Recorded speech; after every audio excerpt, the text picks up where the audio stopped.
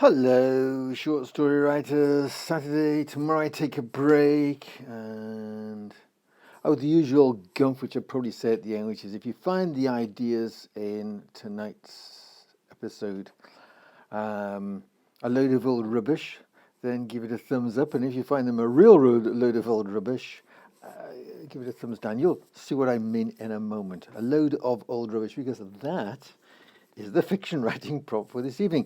I was doing my cooking, preparing my dinner, and there's all the recycling at the side. And I thought, you know, it's in our life, it's part of our environment, and here I am saying you can make a short story out of anything. So what have we got there in the rubbish, garbage, trash, whatever you want to call it, that could be a short story idea? So I had a little think. This is what you're supposed to do. You start off with the rubbish. And there's probably more than one idea, but certainly with recycling, okay, or upcycling, or no, that's different, isn't it? Upcycling. You take something which is not being used yet and you change it into something else of greater value. Apparently, that's what upcycling is. But recycling is where you take something and you transform it into and give it new purpose. So let's take one aspect of the trash, and maybe the rubbish, the garbage, the litter. I'll return to this theme next week, perhaps. No doubt, because I think there's quite a lot to be done here. But I've got some glass jars. So I thought, well, glass bottles. And what do bottles remind you of? They remind you of message in a bottle. Bottles have a history insofar as they contained things. Perhaps the liquid inside a booze bottle or a wine bottle was the catalyst for somebody becoming very badly behaved while drunk, which was the problem, and now they've got to appear in court. They did something very, very bad, and maybe they'll be given instructions to turn over a new leaf and undergo therapy. The bottle may have contained, say, food colouring, which could have been used to perhaps dye clothes or a poster for a protest march. It could have contained food colouring. Somebody was doing a bit of baking communally, and that would take one of these episodic novel type things where people gather at someone's house and they tell a lot of stories while they're doing baking together, and then the next set of stories. I know I keep going on about the Sisterhood of the Travelling Pants, but I actually like that title. I think it's great. But there's also, on a similar vein, the Jane Austen Book Club and How to Make an American Quilt, a few of them, and Amy Tan, of course, the Kitchen God's Wife, is very, very similar, sort of episodic.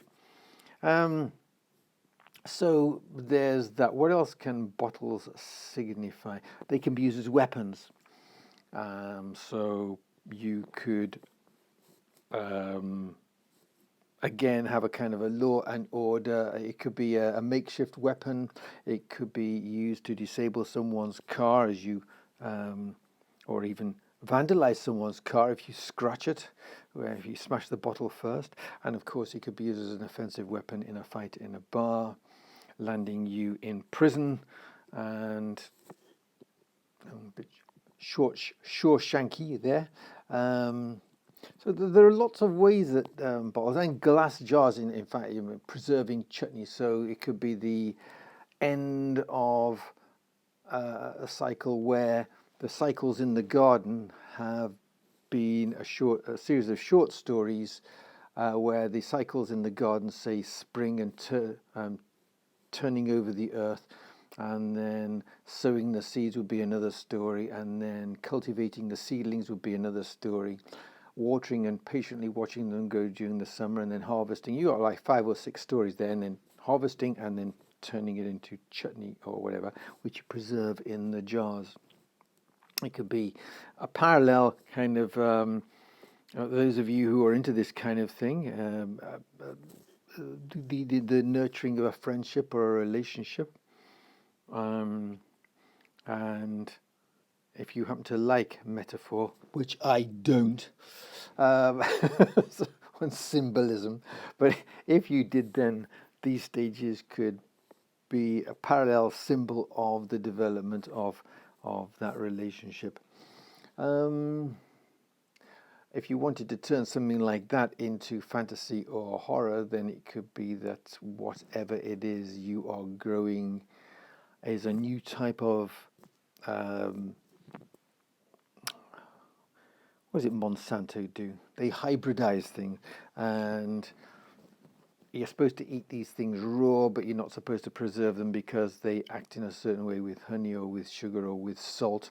And then when you come to eat it later on, this will be the beginning of your story, that you've got some homemade preserve and it makes you go a bit like psychic, or um, draws spirits towards you or whatever. And if it's science fiction, then of course it would be like you're blasted by cosmic rays type of thing.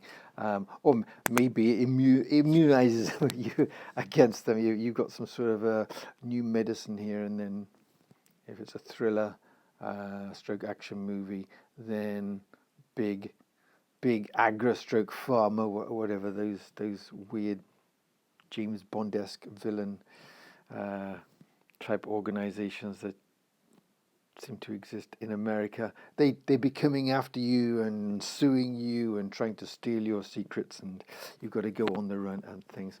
All right, so there you go. You start off with something in your trash. I'll have a look through. I mean, yeah, sorting through the trash. I'll have another think, because I think there's probably, when they say where there's brass, there's muck. There's probably a few more ideas in what we throw away, and it could be turned into short story ideas.